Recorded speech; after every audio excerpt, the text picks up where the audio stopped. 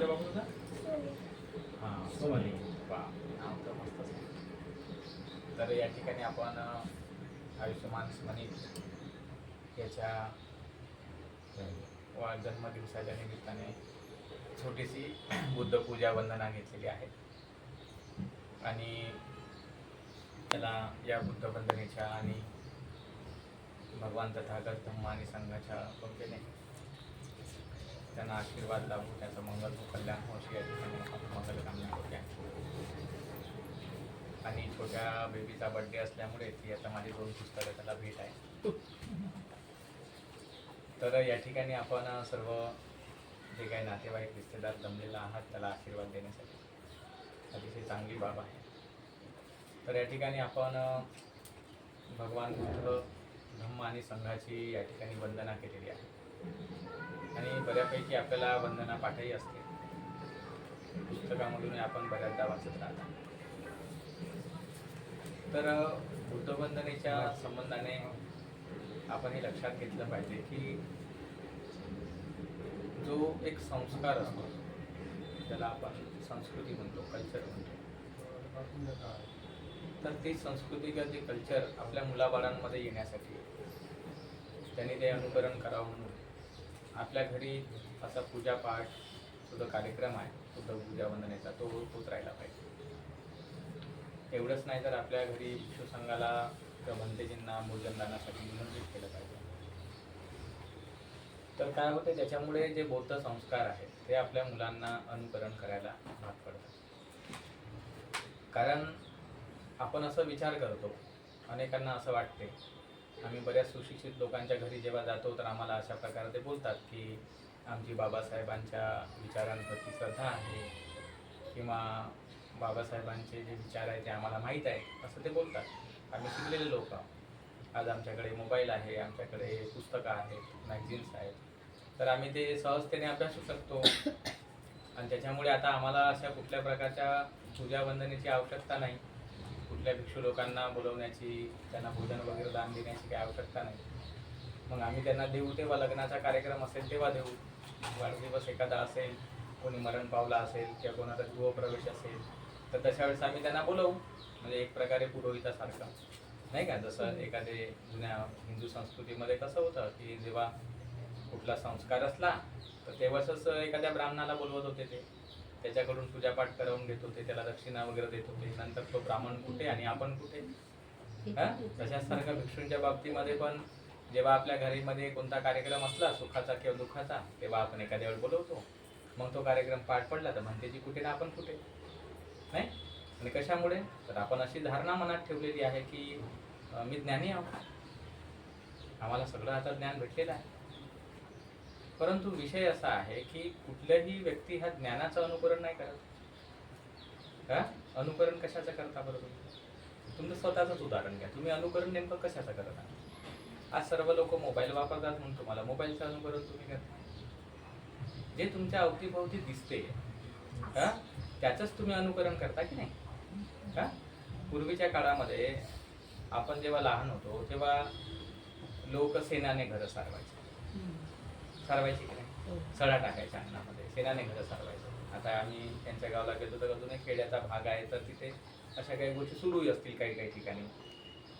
पण आता तसं होते का? आता तसं नाही होत.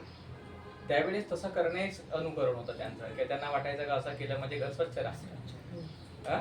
पण आता तसं आपण करतो का? आता आपण कोणत्या गोष्टी आणतो घरी, ज्या गोष्टी टीव्हीवर दाखवल्या जातात. जे काही कपडे धुवायचं दाखवलं जातं, फरशी पुसायचं दाखवलं जातं. आपण कुठल्याही दुकानात गेल्यावर आपण काय म्हणतो, त्यांना आपल्याला तेच नाव आठवतं ना की बाबा रे आम्हाला विम साबण द्या किंवा आम्हाला ते कोणतं ते फरशी पुसायचं काय ते लायझॉल ते द्या, असंच म्हणतो की नाही आपण. मग आता प्रश्न असा आहे की हे तुम्हाला नावं तुमच्या डोक्यात गेले कुठे, कसे गेले? म्हणजे लायझॉल तुमच्या डोक्यात कसा गेला, विम तुमच्या डोक्यात कसा गेला, लक्स तुमच्या डोक्यामध्ये कसं गेलं, रिम तुमच्या डोक्यामध्ये कसं गेलं, कशामुळे गेलं बरं? ते टीव्हीमुळे गेलं. म्हणजे ऍडव्हर्टायझिंगमुळे गेलं. ते तुम्हाला सातत्याने दाखवलं जातं, त्याच्यामुळे ते गेलं की नाही. मग हे साधारण नियम आहे ना हा माणसाच्या मनाचा, का जे जे तुम्हाला दिसल ते ते तुमच्या डोक्यात जाईल, जे जे तुम्ही ऐकाल ते ते तुमच्या डोक्यामध्ये जाईल. तर आपल्या बुद्ध धर्माचं जर समजा आपण आपल्या मुलाबाळांना काही दाखवलंच नाही, त्यांच्या डोक्यात ते कसं जाईल? आपण लाख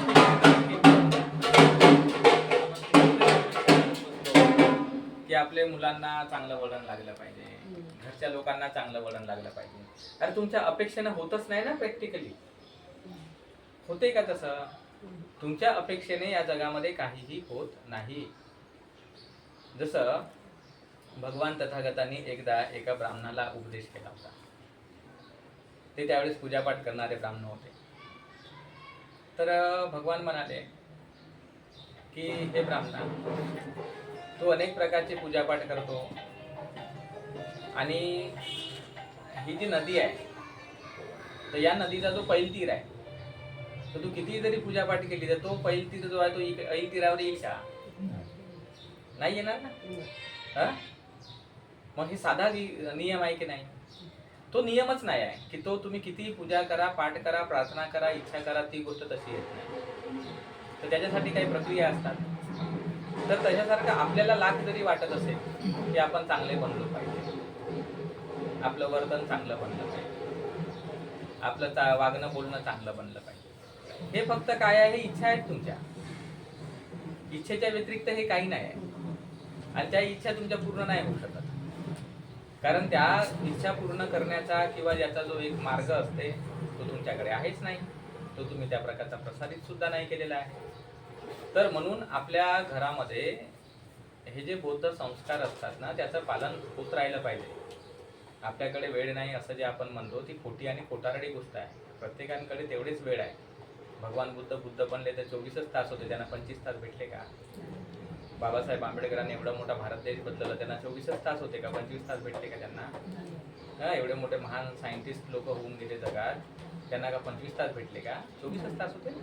मग आपल्याकडे तेवढेच तास आहेत जेवढे त्यांच्याकडे होते. आपण काही या जगाच्या बाहेर थोडीच आहोत. मग त्यांच्याकडे 24च तास असून ते लोक एवढ्या महान पदाला प्राप्त झाले आणि आपल्याकडे 24 तास भेटून आपण तर साध्या लहानच्या पदाला प्राप्त नाही होत. कशामुळे नाही होत?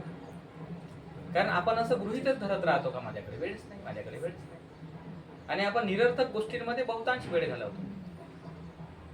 ज्या गोष्टी खरंच तुम्हाला काही कामाच्याच नसतात, त्या प्रोडक्टिव्ह नसतात, त्या अनप्रोडक्टिव्ह गोष्टी असतात त्या. आणि म्हणून आपल्या रोजच्या जीवनामध्ये आपण किमान 10 मिनिट बुद्ध पूजा वंदनेला देऊ शकतो. असं कोणताही व्यक्ती नाही का तो देऊ नाही शकत. तो देऊ शकतो, तेवढा तो वेळ देऊ शकतो. त्याने जर ठरवलं का नाही बाबा आता मला हे रोज माझा एक नित्यक्रम बनवायचा आहे, रोजचं माझं हे वागणं बनवायचं आहे असं, तर तुम्ही ते देऊ शकता तुमच्या जीवनामध्ये. तुम्ही तुमच्या जीवनात वंदना पाठ करू शकता, तुमच्या जीवनामध्ये तुम्ही तो तेवढा वेळ देऊ शकता. आणि हा वेळ जर आपण नेहमी देत राहिलो तर आपले जे लहान मुलं घरातले असतात ते त्या गोष्टीला पाहतात की अरे आपली आई पूजा वंदना करते बाबा, आणि ते भगवान बुद्धाची करते, बाबासाहेबाची पूजा करते. रोज जेव्हा त्या गोष्टी लहान मुलं पाहतात, हळूहळू त्यांना सुद्धा ती वंदना की ते वचनं त्यांना पाठवतात. आता आमचा छोटासा अपशब्द आहे पण त्याला इथे विसो भगवा रंग वगैरे येतं, ते म्हणतं, ते स्वाखातो वगैरे असं म्हणत राहतं. मग ते कशामुळे म्हणतं? ते कारण वातावरण घरचं थोडंसं राहिलं. आता मी तर नाही म्हणत म्हणा, कारण मी क्लिअर सांगतो का मला वंदना नाही येत तेवढी जास्त, कारण माझ्याकडे दिवसभर मी वेगळ्या कामात व्यस्त राहिल्यामुळे मी या गोष्टींकडे फारसं लक्ष देत नाही. पण माझी पत्नी देते की तिच्या घरचे जे माझे सासू सासरे असतील किंवा ते काही बंदेजींना नेहमी बोलवत राहतात, भोजनदान वगैरे देतात. तर त्याच्यामुळे ते लहान मुलांच्या मनावर तो एक संस्कार निर्माण होतो का हे बनते जे आहेत बाबा, त्याला वंदामी बनते म्हणा लागतं. तर हे आपल्या बौद्ध संस्कृतीचं हे पहिलं लक्षण आहे. तुम्ही या गोष्टीचा विचार करायला पाहिजे की भारत देशामध्ये हिंदू सणवारांच्या बाबतीमध्ये हे किती आग्रही भूमिका आहे बरं त्यांची. कशामुळे आहे? ते कधीतरी पैशाचं तुम्हाला सांगतात का हिंदू संस्कृतीचे लोक? कधीतरी सत्तेचं तुम्हाला सांगतात का? मग ते सत्तेचं का सांगत नाही ना? आपले लोक फक्त सत्तेबद्दल बोलतात, आपले लोक संपत्तीबद्दल बोलतात. मग ते हिंदू लोक सत्तेबद्दल का बोलत नाही, संपत्तीबद्दल का बोलत नाही, संस्कृतीबद्दल का बोलतात? त्यांना हिंदू देश निर्माण करायचा आहे, हिंदू संस्कृती निर्माण करायची आहे. कारण संस्कृती किंवा हा जो काही धर्म आहे तोच एकमेव असा विषय आहे जो अनुकरण करण्यामध्ये उपयोगाचा आहे. संपत्तीचं कोणी अनुकरण नाही करू शकत आणि तुमच्या सत्तेचंही कोणी अनुकरण नाही करू शकत. कारण संपत्ती तुमची आज जरी मायबापाकडे असेल तर उद्या चालून ती नष्टही होऊ शकते, किंवा आज मायबापाकडे संपत्ती नसेल पण मुलं आपल्या कष्टाने मेहनतीने ते कमवू शकतात, पण त्या संपत्तीला एक लिमिटेशन आहे, एक मर्यादा आहे. तुम्ही स्वतःच्या आयुष्यात कितीदा तरी या गोष्टी पाहिल्या असतील की 1-2 पिढ्याच्या आधी अतिशय श्रीमंत असणारे लोक आज भिकारी बनलेले आहेत, किंवा 1-2 पिढ्याच्या आधी जे लोक भिकारी होते ते आज चांगले घरदारामधून चांगले जगलेले आहेत. म्हणजे संपत्ती स्थिर आहे का? संपत्ती टिकून राहणारी आहे का? तुमचं पद तरी टिकून राहणार आहे का? तुमची सत्ता टिकून राहणारी आहे का? रिटायरमेंटचं आपलं एक वय आहे, नाही का? एक माणसाला नोकरी लागली, 10-20 वर्ष नोकरी करेल, 30 वर्ष नोकरी करेल, नंतर रिटायर होईल, झाला तो रिटायर माणूस. त्याचं एक आपलं मर्यादा आहे. बिझनेस करणाऱ्या माणसाची पण आपली एक मर्यादा आहे. तो काही करोड बिझनेस करेल, बिमार पडला, म्हातारा झाला, नाही उठू करू शकला तर तो बिझनेस त्याला हँड ओव्हर करावा लागेल. तुमच्याकडे तुमचं स्वतःचं काय राहत. पण संस्कृती अशी गोष्ट आहे जे तुमच्या जन्मापासून तुमच्या मऱ्यापर्यंत तुमच्यासोबत टिकून राहते. तुम्ही गरीब राहा, श्रीमंत राहा, तुम्ही खेड्यात राहा, शहरात राहा, कंटिन्यू जर तुमच्या डोक्यावर एक जर गोष्ट बसलेली असेल तर ते म्हणजे तुमचं कल्चर आहे की नाही. तुमच्या डोक्यात तो सातत्याने तो विषय जो राहतो तो राहतोच. का कोणी जन्मला तर याला बोलवा लागेल, कोणी मेला तर त्याला बोलवा लागेल. तुमच्या डोक्यात तो विषय राहतो, सातत्याने राहतो, आणि हा विषय एक दिवसाचा नाही राहत, तो तुम्ही पिढी दर पिढी तो पुढे पुढे चालत राहतो. आपण पाहतो की भारतामध्ये या ब्राह्मणवादी लोकांनी याच गोष्टीवर विशेष लक्ष दिलं 1000 वर्षापासून, आणि सातत्याने प्रत्येकाला ती ट्रेनिंग दिली. चतुर्वर्ण व्यवस्थेची असेल, पूजापाठाची असेल, याची असेल, त्याची असेल. तर आज आपल्या अवतीभोवती त्यांना कोणता कार्यक्रम घ्यावा लागत नाही, कोणती जाहिरात करावं लागत नाही, कोणता पॉम्पलेट छापा लागत नाही. दिवाळी आली का दिवाळी साजरा करतात ते. कोणता पॉम्पलेट येते तुमच्या हातामध्ये का दिवाळी आली रे बाबा आता तुम्ही दिवाळी साजरी करा. पण आपल्याला 14 एप्रिलचे पॉम्पलेट छापा लागतात. 14 एप्रिल आली रे बाबा 14 एप्रिल साजरी करा. बुद्ध जयंती आले रे बाबा बुद्ध जयंती साजरी करा. म्हणजे आपल्यामध्ये संस्कृतीचा हा जो काय एक वलय आहे तो आपण निर्माणच नाही केला. तो काय 21 दिवस आल्यावर आपल्या स्वतःलाच ते वाटलं पाहिजे, कोणाला सांगायचं का काम आहे त्याच्यात. तर जोपर्यंत आपलं कल्चर स्ट्रॉंग बनत नाही, मजबूत बनत नाही, तोपर्यंत या देशामध्ये समानतेची वागणूक येणार नाही आणि विषमतेची वागणूक कायम राहील. कारण विषमतेची वागणूक निर्माण करणारे जे लोक आहे ते आपल्यापेक्षा जास्त प्रयत्नरत आहेत सातत्याने. तुम्ही कोणतंही सिरियल बघा, आता तुमचा जो काही गणपती झाला, प्रत्येक सिरियल मध्ये गणपती त्याने दाखवला, त्याची पूजापाठ दाखवली, गणपतीची कशी करायची, कसा बसवायचा, कसा आणायचा, कोणत्या गाथा, सगळं दाखवलं त्याने. आता दसरा आला, दसऱ्याचा पूर्ण दाखवतात. तुमचा एकतरी सण, तुमचा एकतरी वार दाखवला जातो का? मग जनमानसामध्ये तो बिंबल कसा का? हे बौद्ध लोक, बाबाने बुद्धांची अशी संस्कृती आहे, कसे बिंबल सांगा बरं मला. तर त्याच्यामुळे बौद्ध संस्कृती लोकांना माहितच नाही की बौद्ध संस्कृती नेमकी आहे काय. आता बौद्ध संस्कृती आपण निर्माणच नाही करत आहोत, आपल्याला माहितच नाही आहे. आणि हे आमचे बयाळ लोक जे आहेत, जे स्वतःला विद्वान समजतात, तर त्यांना वाटते काय याची काही गरजच नाही. त्यांना वाटते आम्ही विचारानेच महान आहोत. पण तुमचा विचार दिसते का तुम्हाला, सांगा बरोबर. एक असा मी यवतमाळला असताना एक असं इंजिनियर फॅमिली होती, नवीन चालते, त्याने एक घर घेतलं होतं.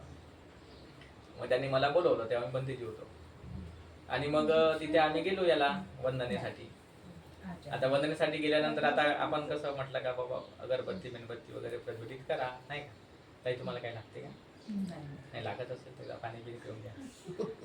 तर मग असं आम्ही बसलो, त्यांना म्हणलं अगरबत्ती मेणबत्ती लावा. दोघंही नवरा बायको शहाण आहे, त्याला वाटलं आम्ही मोठं इंजिनियर माणसा तर आम्ही कशाला लावू. तर ते म्हणले नाही नाही म्हणते जी, म्हटले तुम्हीच लावा म्हणले. अरे म्हणलं तुमच्या घरचा कार्यक्रम आहे, मी कशाला लावू म्हटलं, तुमचं काम आहे तुम्ही करा.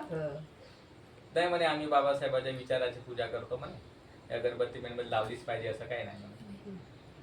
ठीक आहे म्हणलं, तो नंतरचा विषय आहे, बघू त्याचं काय करायचं तर, पण पहिलं सध्या लावा तर म्हणलं. आता शेवटी मग त्यांचे जे वयस्कर होते काही आई बाबा ते म्हणले लावा म्हटलं, त्यांनी लावलं.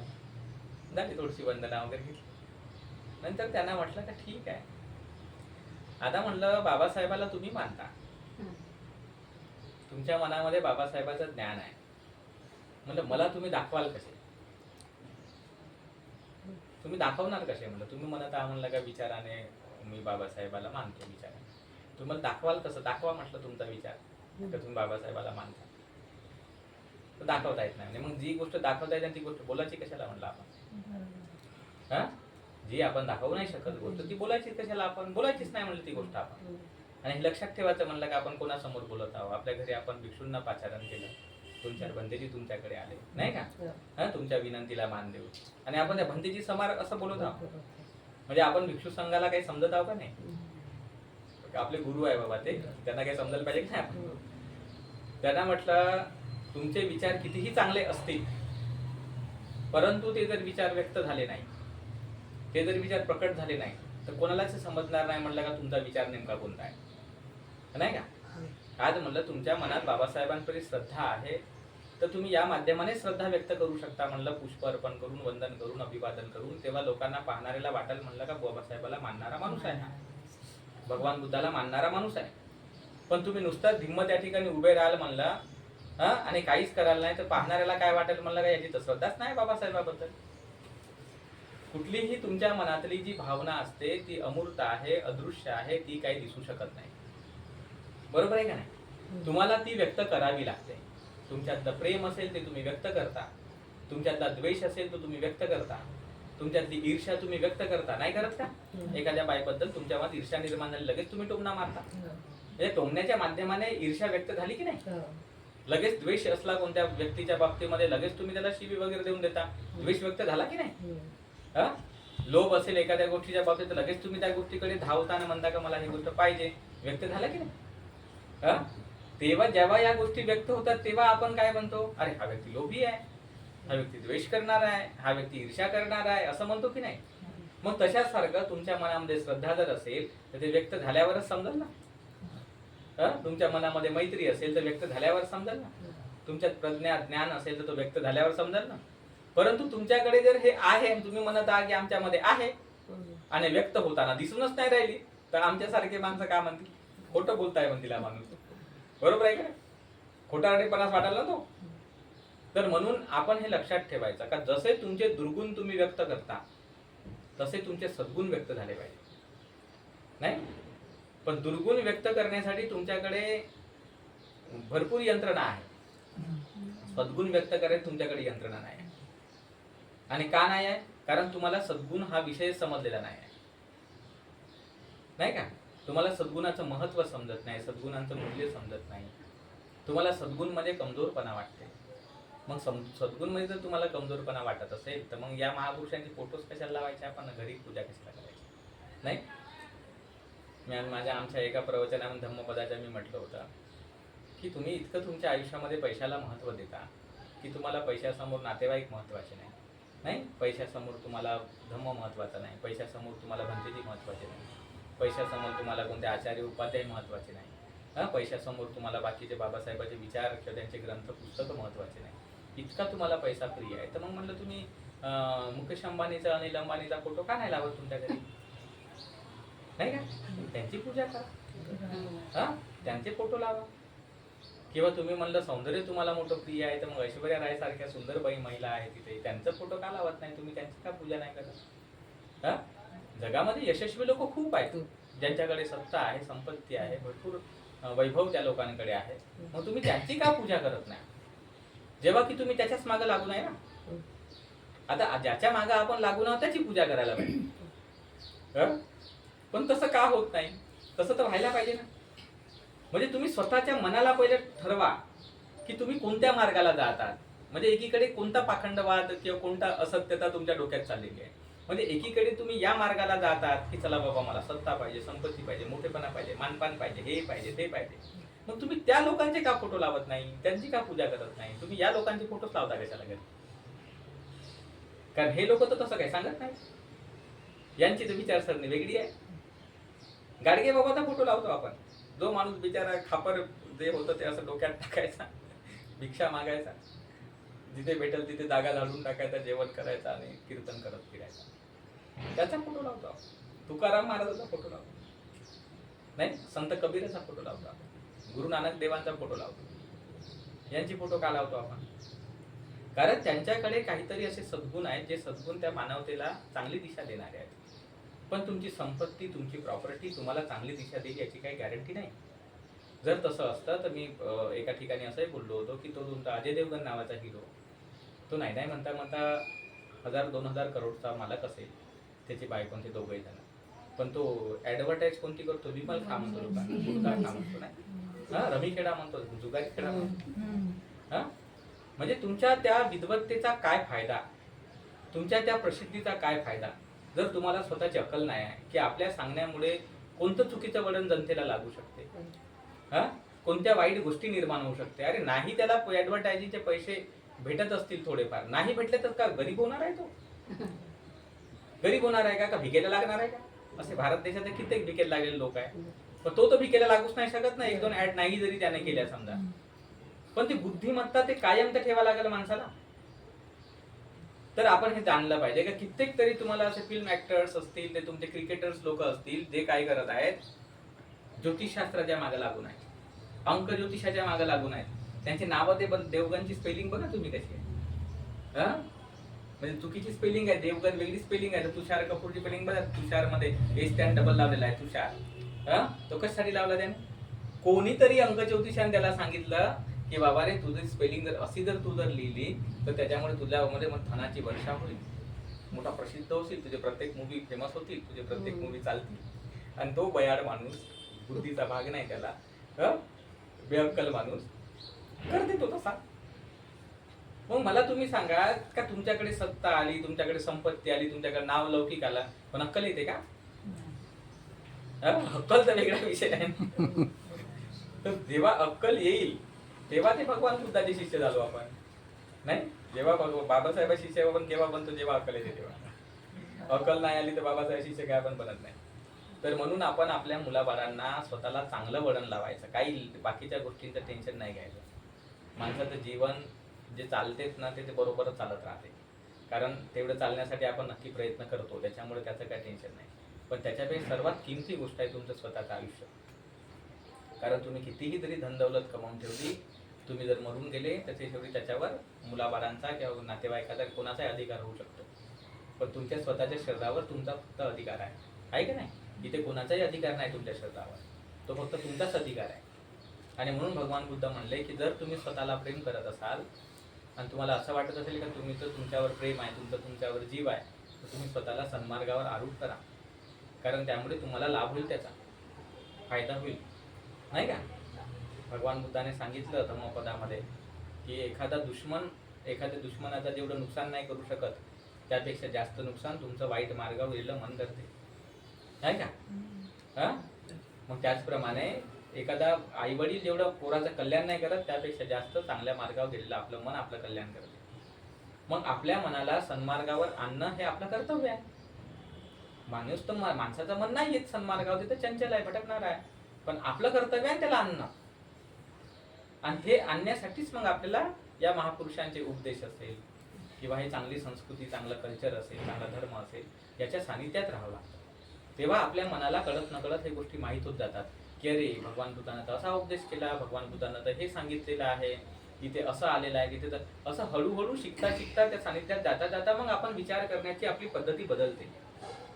परंतु आपण त्या संपर्कात कधी गेलोच नाही, वाढलोच नाही, राहिलोच नाही, तर आपली मेंटॅलिटी तशी बनते जशी दुनिया बनवत आहे. ते तुम्हाला लोभी बनवत आहेत, कारण लोभावर तर त्यांचा बिझनेस उभा आहे. आज उदाहरण सांगतो, समजा तुम्हाला उदाहरणाने काही गोष्टी लवकर समजतात. आता तुम्ही कोणताही मूवी पाहिल्यानंतर तिथे तुम्हाला दोन गोष्टी तर कंपल्सरी दिसतात. एक म्हणजे हिरो सिगारेट पेताना दिसते आणि दुसरी गोष्ट हिरो दारू पेताना दिसते. हे दिसते की नाही तुम्हाला? आता तुम्ही मला कल्पना करा का त्याला सिगरेट पेताना का दाखवलं जाते? काही गरज आहे सिगरेट पेताना दाखवायची? न दाखवलेलं तरी पण चालू शकते ना, निर्व्यसनी दाखवू शकतात ना त्याला, चला बाबा हा निर्व्यसनी माणूस आहे असं दाखवता येऊ शकते. हा दारू नाही पेत बाबा असंही दाखवता येऊ शकते. तुमच्याच हातात आहे, डायरेक्टरच्याच हातात आहे सर्व. मग तरी हे का दाखवलं जातं? तर त्याचं एक तुम्हाला कारण सांगतो. जसं एक कंपनी आहे, पूर्वी काय होतं, बिड्या बनवत असताना कामगार बिड्या बनवायचे. तुम्हाला माहित आहे ना, पूर्वी ते तेंदूपत्ता तोडायचे, नाही का? तेंदूपत्ता तोडून मग ते पत्ती गोदाम वगैरे राहायचं, तिथे मग ते मुडके जमा करायचे, त्याला मुडके म्हणायचे त्याला.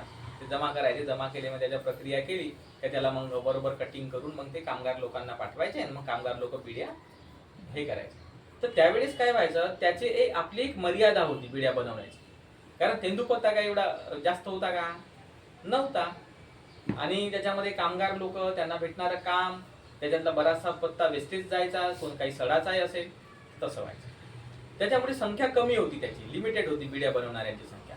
नंतर जेव्हा कंपन्या आल्या, तर कंपन्या आल्यानंतर काय झालं, सिगरेट बनवली गेली.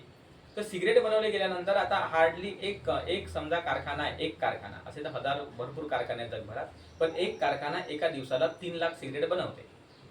किती? 3 लाख. एका दिवसाला 3 लाख. 30 दिवसाला किती झाल्या त्या? 90 हा? 90 का? भरपूर झाल्या ना त्या. त्या इतक्या जास्त झाल्या, खूप झाल्या, महिन्याभराच्या सगळ्या झाल्या. बरं, एकच कारखाना असा बनवते, पण बाकीचेही कारखाने आहेत ना, वेगवेगळे ब्रँडवाले कारखाने आहेत, समजा वेगवेगळे ब्रँडवाले सिगरेट बनवतात. मग एवढा मोठा जो त्यांचा बिझनेस आहे, तर तो बिझनेस चालेल कसा? तुमच्या माती मारा लागेल ना. बरोबर. तुमच्या माती जेव्हा एखादा बिझनेस मारला जाईल तेव्हाच तो बिझनेस चालेल की नाही? हा, बिझनेस तर तुमच्या माती मारलाच नाही तर तुम्ही कशाला हे कराल? तर तुम्हाला निर्व्यसनी बनवलं तर बिझनेस ठप्प होईल. मग तुम्हाला निर्व्यसनी बनवायचंच नाही ना आपल्याला. तुम्ही तर व्यसनीच बनले पाहिजे, तुम्ही दारुडे बनले पाहिजे, तुम्ही व्यसनी बनले पाहिजे, तुम्ही व्यभिचारी बनले पाहिजे, तुम्ही खोटारडे बनले पाहिजे, तुम्ही ईर्ष्या करणारे बनले पाहिजे, तुम्ही व्यसनाधीन बनले पाहिजे. बिलकुल या गोष्टी पाहिजेच. पंचशिलाचा पूर्ण भंग झाला पाहिजे. ते याच्यासाठी झाला पाहिजे कारण पंचशिलाचा भंग झाला तर यांचा मार्केट चालत राहील आणि मार्केट ते श्रीमंत बनत राहतील आणि तुम्ही तुमच्या दुर्गतीमध्ये जगत राहाल. तुम्हाला चांगलं वळण लागण्याची काही शक्यता राहणार नाही. तर तुम्ही विचारच तर नाही करत काही नेमकं चालते कसं बाबा, असं चालते हे सर्व. त्याच्यामुळे आपल्याला स्वतःला कसं चालवायचं आहे हे आपल्यावर आहे. नाही, जगात काहीही राहील आणि ते काहीही राहणार आहे. आता तर सुरुवात झाली काहीही राहण्याची. आता तुम्हाला याच्यानंतर आपले जे मुलं बाळं असतील ना, त्यांच्यासाठी तर जग इतकं विचित्र उपलब्ध होणार आहे की आपल्या दिमागात त्या कल्पना नव्हत्या, आता त्यांच्या डोक्यामध्ये त्या कल्पना आहेत. हर तऱ्हेच्या गोष्टी त्यांच्यासाठी सहज उपलब्ध राहतील भविष्यामध्ये, नाही का? आज तुम्ही थायलंडला जा, बाया सहज उपलब्ध आहे तिथे तुम्हाला. तिथे ते कायद्यानेच त्यांना मान्यता दिलेली आहे वेश्या व्यवसाय करण्याची. हे ती तुमची फडणवीस बाई नाही का, ती नालायक बाई, ती फडणवीसची बायको, तिने मध्यंतर स्टेटमेंट दिलं होतं का भारत देशामध्ये पण महिलांना वेश्या व्यवसाय करण्याची अनुमती देण्यात यावी, तिला कायद्याने मान्यता देण्यात यावी. तेव्हा तिला चांगलं झापझूप केलं लोकांना. पण आज नाही उद्या ते तसं करू शकतात. म्हणजे मग जेवढे आमच्या गरीब महिला असतील, गरीब मुली असतील, किंवा जे खेड्यापड्यात आदिवासी इकडे तिकडे जाणारे असतील, म्हणजे तुम्ही आता नोकऱ्यावर लागू नका बायांनो, आता तुम्ही व्यभिचार करा. हा, म्हणजे प्रोफेशनल व्यभिचार करणारे लोक तुम्ही बना. म्हणजे आपण जगाला कोणीकडे नेत आहोत, कशासाठी नेत आहोत? म्हणजे आपण का नैतिकतेला महत्व देत नाही, कशामुळे नैतिकतेला महत्व देत नाही? तर याच्या मागचं कारण आहे मार्केट, आहे ना. मार्केट जेव्हा काही गोष्टी आणते, काही प्रोडक्ट्स जेव्हा आणते, तर त्याचा सेल होणं गरजेचं आहे. जसं उदाहरण तुम्हाला HIV माहित असेल. आम्ही जेव्हा 1991-92ला मला वाटतं 7व्या-8व्या वर्गात 9व्या वर्गात होतो, तेव्हा HIV पहिल्यांदा आलं होतं.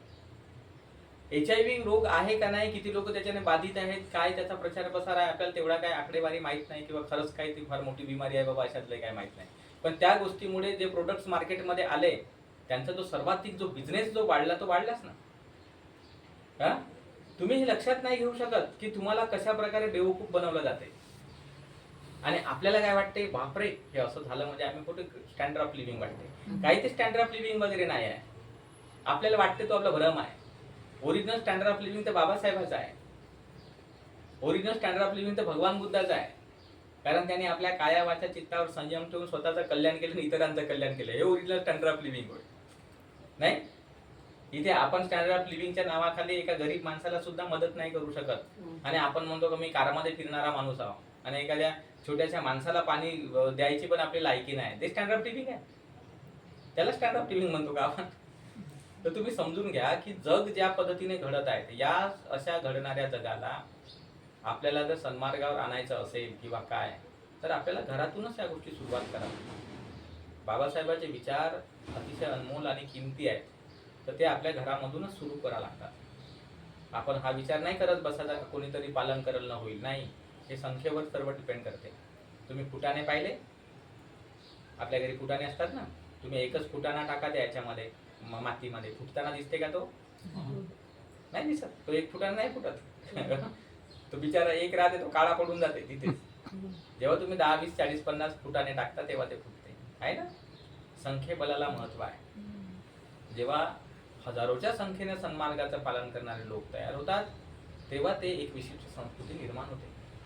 एक अर्ध्या माणसाने निर्माण नाही होत. आम्ही एखादा माणूस किती चांगले जरी असलो, आमचा काही महत्व नाही आहे, शून्य महत्व आहे आम्हाला. कारण एकट्या माणसाचं काही बल नाही चालत, शक्ती नाही चालत. जेव्हा समूहाने एखादी गोष्ट होते ती महत्वाची आहे. डिस्कवरी चॅनल तुम्ही पाहत असाल ना, त्याच्यामध्ये एखादा सिंह असते किंवा एखादा वाघ असते किंवा एखादा मोठा हत्ती असते. बलशाली प्राणी असतात हे, नाही का? सिंह कमी बलशाली आहे का? वाघही बलशाली आहे, हत्ती बलशाली आहे. पण ते जे कुत्रे असतात, ते रानटी कुत्रे, ते झुंडाने येतात, 10-15 येतात आणि ते बिलकुल हत्तीवर लपटले तर तेवढ्या मोठ्या हत्तीला मारू शकतात. ते मारतात की नाही? तेवढ्या मोठ्या वाघाला मारतात, ते तेवढ्या मोठ्या सिंहाला मारतात. झुंडाची ताकद मोठी आहे की नाही? हा झुंड कसाही असो, मग हा झुंड आहे हिंदुइझम. हे झुंडाची ताकद आहे. एक माणूस गणपती नाही बसवत आहे, घराघरात बसवत आहे. हा? गरीब असो बसवते, लहानचा एवढूसा बसवते पण बसवते, श्रीमंत असो मोठा बसवते पण बसवते. घराघरात जेव्हा मूर्खपणाचं पालन चाललेलं असेल तर तुम्ही त्याचा विरोध कसा कराल? हा? मग त्यासाठी तुम्हाला घराघरामध्ये भगवान बुद्ध मोठा बनवा लागेल ना. जेव्हा हजारोच्या संख्येनं आपले बुद्धिस्ट बनतील, बौद्ध मताला अनुसरणारे बनतील, योग्य पूजापाठ करणारे बनतील, वंदना सर्वांना पाठ असेल, सिस्टमॅटिक सगळ्या गोष्टी जर घरामध्ये असल्या की ऑटोमॅटिकच बाकीचे लोक म्हणतील की बौद्ध लोक दुरस्त आहे. आज आमचा समाज जो आहे तो तसा आता दिवसेंदिवस होत नाही आहे. जसा समाज शिकत चालला त्यांना वाटत चाललं की आम्हाला या गोष्टी काही कामाच्या नाही, आम्ही अंधश्रद्धा करत नाही. आणि भंतेजी लोक आता बरेचसे काही काही असे आहेत जे पागलासारखे असे सांगण्याचे प्रयत्न करत आहेत. त्यांना या गोष्टीचं महत्व नाही माहित आहे की एखादी छोटीशी गोष्ट सुद्धा किती पॉवरफुल आहे. आपल्याला वाटते मेणबत्ती लावणं, पण मेणबत्ती लावणं हा इतका मोठा संस्कार आहे जो हजारो लोकांनी जर स्वीकारला तर ते एक संस्कृती बनते. आज आपण बाबासाहेब त्या काळात बोलले होते की बौद्ध धर्माला नष्ट होण्यासाठी जो बाप्तिस्मा असतो म्हणजे संस्कार असतो दीक्षा देण्याचा, तो नाही आहे आपल्याकडे बौद्धांमध्ये. त्याच्यामुळे बुद्ध मला हानी आली म्हणतात बाबासाहेब, आणि त्याने तो संस्कार निर्माण करण्याचा प्रयत्न केला. म्हणजे संस्कार किंवा संस्कृती किती महत्वाची असते. तर आपण या छोट्या छोट्या वाटणाऱ्या गोष्टी असतात त्या छोट्या छोट्या नसतात. जेव्हा समूहाने त्या गोष्टी केल्या जातात तेव्हा त्या गोष्टींना एक बौद्ध रीतिरिवाजाचं स्वरूप प्राप्त होतं, नाही का? आज आपण तुम्ही श्रीलंकेत जाता, कधी बर्मदेशात जाता, बघा बरं तिथे काय, तिथे ज्या पद्धतीने ज्या शैलीने त्याने बुद्ध विहार बनवली तर त्याच्यामुळे तो देश सुंदर वाटतो की नाही? आणि आपल्या देशामध्ये बघा बुद्ध विहार कसे बनवले जातात. त्याचा एक काय पॅटर्न आहे बुद्ध विहार बनवायचा? बिलकुल पॅटर्न नाही आहे. आपण डब्यासारखे काहीतरी बनवून टाकतो आणि काम संपलं. पॅटर्न नाही आहे त्याचा. पण ते तुम्ही गुरुद्वाराचं बघा, त्याचा पॅटर्न आहे. छोटं असतं तरी पण गुरुद्वारासारखंच दिसते. ते मस्जिद छोटी असली तरी मस्जिदीसारखीच दिसते. म्हणजे पॅटर्न महत्वाचा राहते ना, जेणेकरून तुम्हाला विशिष्ट धर्माचं स्थळ वाटते ते. पण आज आपल्या बुद्ध विहाराच्या जवळ गेल्यानंतर आपल्या लक्षात येते काही बुद्ध विहार आहे म्हणून. ते बोर्ड पाहिल्यावर किंवा पाटी पाहिल्यावर तोपर्यंत तर वाटतही नाही काही बुद्ध विहार आहे म्हणून. आपल्याकडे पॅटर्नचा स्वभावच नाही आहे. आपल्या डोक्यामध्ये अलगच धारणा असतात. आपण वेगळ्याच विचार करत राहतो आणि आपल्याला वाटते की आम्ही किती आधुनिक पद्धतीने विचार करतो. तुम्ही आधुनिक पद्धतीने वगैरे काही विचार नाही करत, तुम्ही तुमच्या नाशाचा विचार करता. तो नाश होतो त्या गोष्टीने, तो आधुनिक विचार वगैरे नसतो.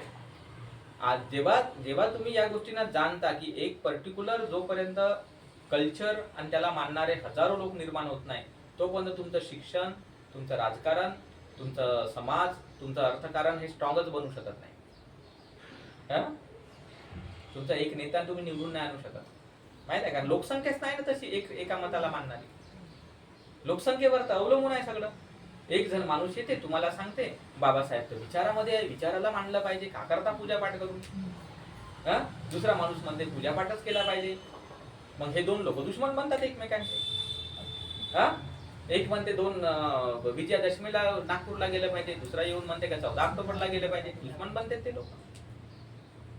म्हणजे समाज एक संघच नाही राहील तर तुम्ही काय करू शकाल तुमच्या आयुष्यात? ना तुम्ही धडगतीनं एखादी कंपनी चालवू शकत ज्याच्यात 10 लोकांना 20 लोकांना रोजगार देऊ शकणार, ना तुम्ही असा समाज निर्माण करू शकत जो एक संघ आहे बाबा, एका मताने राहणारा. कोणावर अत्याचार झाला तर 10 लोक 20 लोक त्या माणसाच्या बाजूने निघून गेले बाबा, असा समाज तुम्ही घडवू नाही शकत. ना तुम्ही राजकारणामध्ये यशस्वी होऊ शकत का चला बाबा एखादा नेता निवडून यायचं असेल तर एवढे मतं त्याला देऊन निवडून येऊ. म्हणजे तुम्ही हर दिशेनं तुम्ही नष्ट होण्याच्या मार्गावर चालले की पुढाकार घेण्याच्या मार्गावर चालले. म्हणजे आपण या छोट्याशा गोष्टीला विचारात नाही घेतलं की बाबासाहेबांसारख्या महान माणसांनी ही गोष्ट का दिली असेल आपल्याला. त्या काळात एवढं मोठं पुस्तक लिहिलं बौद्ध पूजापाठ कशासाठी लिहिलं असेल? काही तर कारण असलं पाहिजे की नाही. आपण आधुनिक बनण्याचा अर्थ हा नाही होत की तुम्ही काही महत्वाच्या गोष्टींना सोडून दिलं पाहिजे. अनेक लोकांचं असं म्हणणं राहते का याच्यामध्ये काय आहे. अरे याच्यामध्ये इतकं काय आहे जे तुम्हाला समजत नाही आहे. हे गाथा तुम्ही बरोबर पाहा नाही, त्या गाथेचे अर्थ बरोबर तुम्ही पाहत नाही. या पुष्पापासून तुम्हाला भगवान बुद्धाने अनित्यता शिकवलेली आहे. तर जसे हे पुष्प कोमेजतात तसं तुमचं शरीर कोमेजणार आहे. ते नियमांचं ज्ञान आहे भगवंताने दिलं तुम्हाला. हा, ते काही पूजा करण्याचा विषय नाही, तो शिकण्याचा विषय आहे. ते नियमाचं ज्ञान आहे. ते तुम्हाला सिम्बॉल्स दिले भगवान बुद्धाने. हे मेणबत्ती प्रकाशाचं प्रतीक आहे, ते सुगंधाचं प्रतीक आहे. तर या सगळ्या गोष्टी भगवान बुद्धांच्या काळात नव्हत्या, पण त्याच्यानंतर भिक्षू लोकांनी जे छोट्या छोट्या गोष्टींची निर्मिती करून लोकांना कमी वेळामध्ये जास्तीत जास्त धम्म समजावा, आणि म्हणून ही सगळी प्रक्रिया निर्माण केली. म्हणून तुम्ही तुमच्या घरामध्ये पूजा पंडना करत राहायची आणि नियमित रूपाने करत राहायची. आणि जेवढं जमेल तेवढं आपले भंतेजींना पण कधी कधी बोलवत राहायचं, त्यांना भोजन दान द्यायचं, शिबर दान द्यायचं, दान देणारं बनायचं. काही कंदळलेपणानं नाही राहत, काही नसते कंदळलेपणामध्ये. तुम्ही किती कमवाल तरी ते परसाला पानं 3 म्हणतात ना आमच्या खेड्यामध्ये, तशी गोष्ट आहे. जोपर्यंत तुमच्या तृष्णांचा, तुमच्या इच्छा आकांक्षांचा नियोजन बरोबर होत नाही, तोपर्यंत तुमच्या कामना तुम्हाला त्रास देत राहतात, तुमच्या इच्छा तुम्हाला त्रास देत राहतात. त्याचा काही अंत नाही आहे. इच्छांचा तर आता अलीकडच्या काळात अंतच नाही. पहिलं तरी थोडंसं होता अंत, आता तर बिलकुल अंत नाही. आता तुम्ही घराच्या बाहेर पडल्याबरोबर इतक्या गोष्टी तुम्हाला तुमच्या डोळ्यानं दिसतात की तुम्हाला कितीही पैसे तुम्ही कमवाल तरी तुम्हाला कमीच पडणार आहे. कारण पूर्वी वस्तू कमी होत्या, आज तुम्हाला हजारो वस्तू दिसतात तुमच्या डोळ्यात, नाही का? पूर्वी आम्ही लहान जेव्हा होतो ना, तर लहान असताना दुकानामध्ये गेलं का काय ते तिळाच्या गोळ्या राहायच्या, तो रातमलाई चॉकलेट राहायचं आणि 2-4 गोष्टी राहायच्या दुकानामध्ये, नरडे राहायचे ते असे, बाकी काहीच नाही राहायचं. पण गेलं तर काही 4 आणे 8 आण्यामध्ये पूर्ण दुकान घेऊन व्हायचं. आता आमच्या ऑक्टोबरला आम्ही नुसत्या दुकानात जरी नेलं 200-300 रुपयाशिवाय तर काही तिथे पत्ता फालत नाही त्याचा रोजचा, कारण वस्तूच इतक्या राहतात. आणि तशा सिच्युएशन मध्ये आपण लहान मुलांना काही म्हणू शकत नाही, ते कॅंग कॅंग करतात, रडायला लागतात. आणि मग रडल्यावर मग आपल्याला वाटते की चला बाबा, ते दुकानदाराला वाटते, पाहणाऱ्याला वाटते का हा कसे माय बाबा आहेत, काय घेऊन देत नाही. म्हणजे अशी भूमिका होते ना, जेव्हा की आपण घेऊन देऊ शकतो, पण असं वाटते. तर ती जी भूमिका आहे, म्हणजे कशामुळे वस्तू इतक्या जास्त आहेत. कुठल्याही तुम्ही दुकानात गेलं किती वस्तू तुम्हाला दिसून पडतात, डीमार्टला गेलं किती वस्तू दिसून पडतात. मग पैसा तुम्ही किती कमवाल तरी कमीच नाही पडेल का तुम्हाला? कपड्यात दुकानात गेले इतके कपडे दाखवते तो माणूस, त्या साड्या घे रे बाबा, 1, 2, 3, 4, 100 दाखवते तो, मग पैसे तर कमी पडणारच आहे. मग आता किती तुम्ही पैशाच्या मागे जरी लागले तरी गरीबच राहाल की नाही? तर त्याच्यामुळे भगवान बुद्धाने आपल्याला सांगितलेलं आहे की तुम्ही तुमच्या इच्छांना थोडासा आवर घाला, थोडं सिस्टमॅटिक जगा, की जेणेकरून तुम्हाला तुमचं जीवन सुखाने जगता आलं पाहिजे. दुःखाने जगायचं नाही आपल्याला, कर्ज काढून जगायचं नाही आपल्याला. आपल्याकडे जेवढी इन्कम आहे त्याच्यानुसार आपल्याला खर्च करता आला पाहिजे, आणि कोण काय म्हणते त्याची चिंता आपल्याला करत नाही बसायची आहे.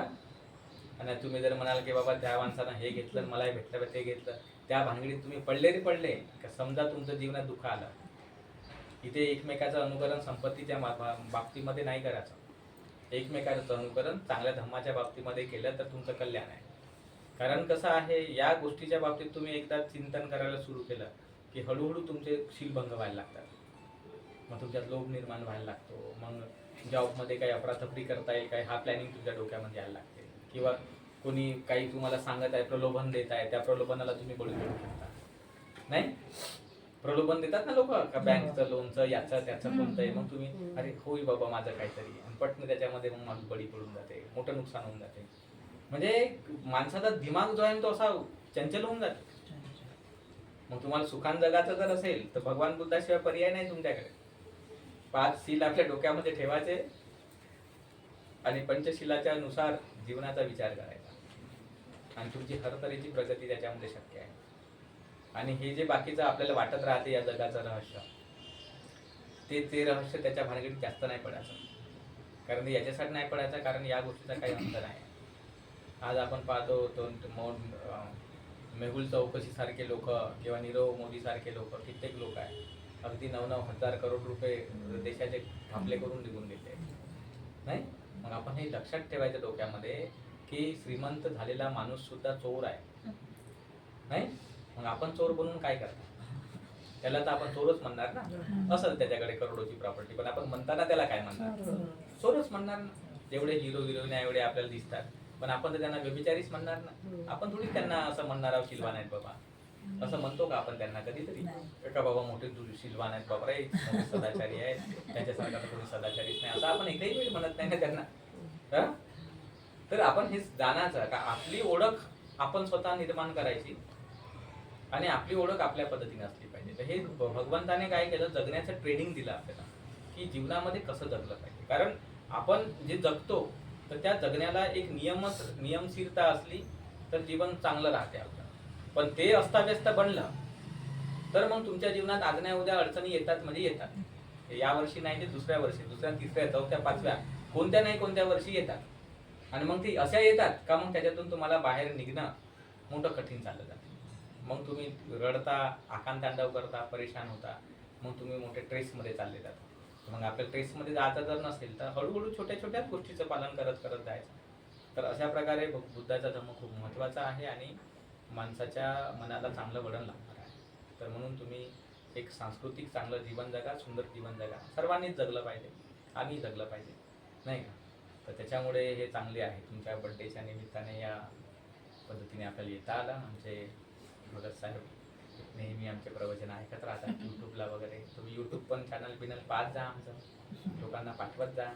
तुमचा फेसबुक काय असेल त्याच्यातही पाठवत जा. प्रचार प्रसार करा थोडासा आमचा, नाही का. काही चॅनल तुला माहिती? Clinical Buddhism. आमचे काही बुक्स वगैरे राहतात, त्यांच्या प्रिंटिंगचे कामं राहतात, तर ते त्याला पण तुम्ही दान डोनेशन देऊ शकता, मदत करू शकता. तर असे आमचे कामं राहतात थोडेफार. तर छान आहे. धन्यवाद तुम्हा सर्वांना, एवढं तुम्ही शांत मनाने ऐकून घेतलं. तर ठीक आहे, या ठिकाणी आपण थांबूया. भवतु सर्वमंगलम, भवतु सर्वमंगलम, भवतु सर्वमंगलम. साधू साधू साधू. धन्यवाद.